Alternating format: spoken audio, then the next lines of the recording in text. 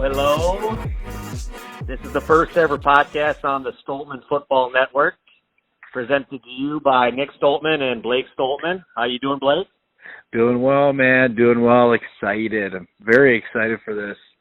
Yep. But today is March 20, 2020, so 3/20/2020, and we are mid-coronavirus pandemic, so we hope everybody's healthy out there, safe.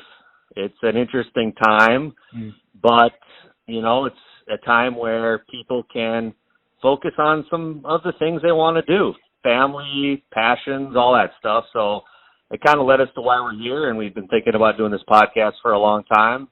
We're avid football lovers. It was kind of that spur of the moment to kick us into gear. So, Blake, what are your thoughts about getting this started? Couldn't be more excited, man. I mean, honestly, we talk football weekly, seems like year-round. But this time of year now with Corona taking over the world and shutting everything down, and now that we actually have some activity going on within the NFL circles, and people are getting signed, people are getting cut, people are getting traded. Man, it's a really exciting time to start diving in and testing the waters and throwing our knowledge out there and start looking at handicapping, you know, possible future games and diving into each one of these teams as we go forward. I don't know. What are your initial thoughts? Free agency is really starting to blossom. It began about a week ago. There's still a lot of players out there, but a lot of the big names have dropped. So, I think it's the perfect time to start this too. It'll give us a chance to get better at podcasting, and we were both born and raised in Minnesota. Blake's, 33? 32, man. 32 next month.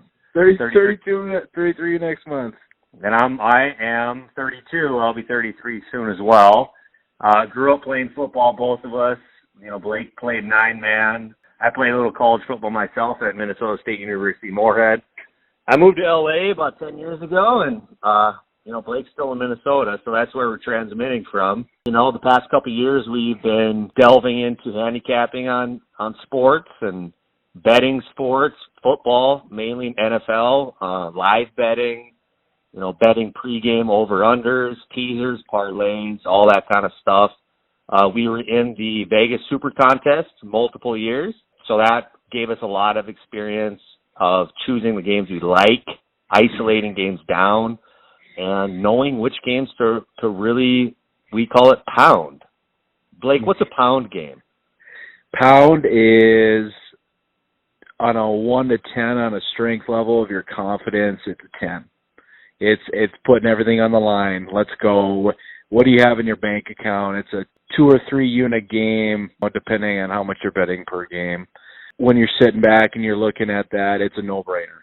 So, as Nick was saying, I mean, our story in general matriculates from that word, the pound game.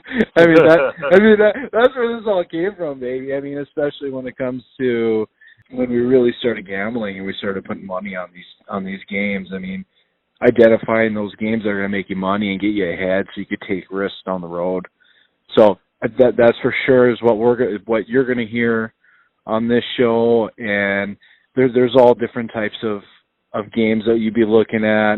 The ones you really like, the ones you don't, the ones to stay away from, but looking at every game from every angle and seeing if you can find advantage against the bookie in the end. Value. Blake's a big value guy. Easily. And a pound game is basically, too, where, you know, a professional bettor, let's say, hits at 57 to 60%. If every game's even, well, then you're making only a little bit more than 50%. But if you do a pound game and you're putting 2-3 units on it, well, that pound game has a lot more value. That could be the price of 3 to 4 games. So if you're hitting at 55 to 60%, including pound games and laying more on that line, well, then you're going to be making money. Not every bet is equal, and, you know, pound games is where you can make those jumps, and that's what we've really thrived on. So let's move it to our first topic, which is going to be free agency tracking in the NFC North, okay? So we're going to talk about who got better, ding, ding, ding, and who got worse. Why don't we start Why don't we start with the Bears, Blake? The Bears. And we'll preface this. I mean, this is our division when Nick and I start talking about the North. I mean, this is the one we watched. What I specifically watched the most and tracked the most. Just by the nature of my region. The Bears are simply they're so cash strapped right now, and I don't know what the hell they're trying to do with their squad. To be honest with you, signing Jimmy Graham was a huge surprise. Good Lord, did they not see what Rodgers tried to do with him last year? I mean, God, he couldn't get the ball. Jimmy Graham, fucking Jolly Green Giant. That can't catch a pass in coverage anymore. I mean, if you watch highlights of him now, it's like he's got stucco in between any one of his appendages. I mean, the guy's stiff as a rock. So I can't really figure that one out. Nobody really can. That's an obvious take. And we know they're in a pickle, of course, because they got transcendent defense. I mean, how often do you get defense like this with a guy like Khalil Mack? And the Vikings have done this before too. You're wasting transcendental defense with basically a quarterback controversy situation. They brought Nick Foles in, who I don't think that's a bad move. I mean, Trubisky's that bad. Like, so. Yeah, I mean, well, let's be honest. I mean, Trubisky, they gave him all the rope in the world, and then what they tried to do is make him into a pocket quarterback. But honestly, his strength of him is his legs. And when they tried to take that away, I mean, he was a one-read quarterback. Look at his first read, tuck and run. I honestly think Nagy's I think he's a good game theory coach. I mean, that's another where we'll throw it a lot. You can tell the decently smart coaches between the not so smart. And I think he does have the brains, but I mean, man, they honestly missed on. I mean, their rookie running back last year was just big and slow. He couldn't break tackles. He couldn't do anything. So, I mean, it's going to be interesting. Foles is going to be an upgrade for their offense for sure. But on the other side of the ball, they're still going to be tough and rugged. They're not going to be a team. I mean, when you see a line, you're going to look at, it's going to say Bears, and you're going to think, oh yeah. That could be an easy cover, but they're not going to be one of those teams. I mean, you get Foles in there, they're going to compete, and then you get that defense involved. Obviously not a deep contender, but a team that's just getting slugfest, you could say. Right. Yeah, no, it feels like a lot of those games are going to be handicapped as unders for sure.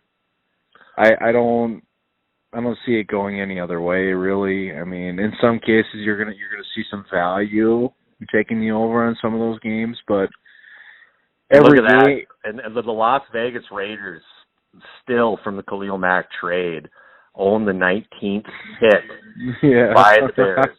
Yeah. So Bears have no first-round pick, so they're pretty much going to be relying on a similar roster. They re-signed Deion Bush, a safety, one-year deal worth $1.4 million. Obviously, that's not too much money. Probably a guy who made it practice squad and make some plays, and they maybe think he could turn into something. We talked about Nick Foles. We've seen him be a miracle worker, and in the back of your head, you kind of know he's not Patrick Mahomes. So, yeah, I think he's going to make him respectable. Realistically, it's an 8-8 team. Who scares you more, Bears at Soldier Field with Trubisky starting or Foles starting? Yeah, Foles, easy. But I don't know, man. We always lose.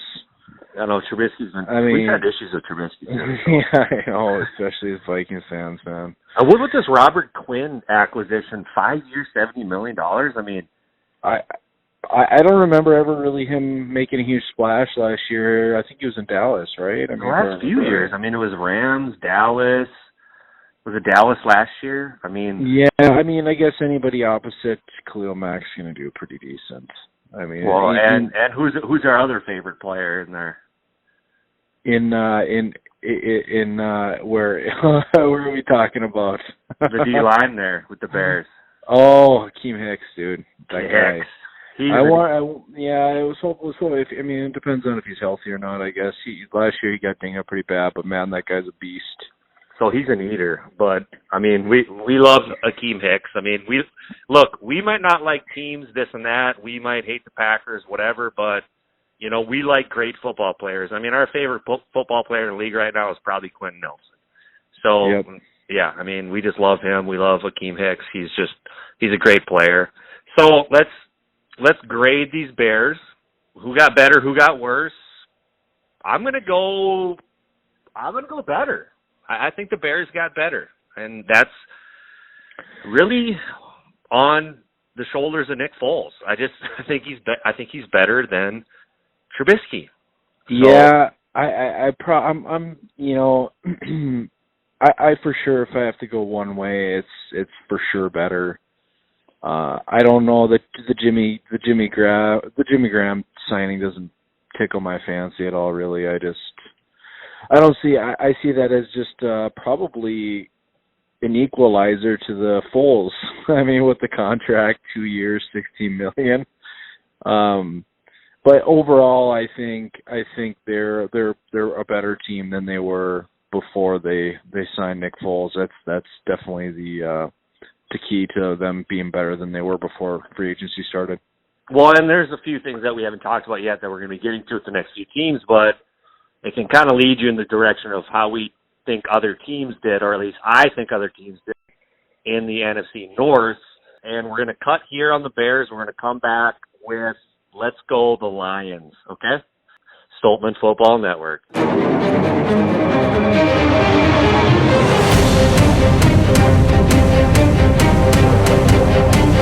You heard our take on the Chicago Bears?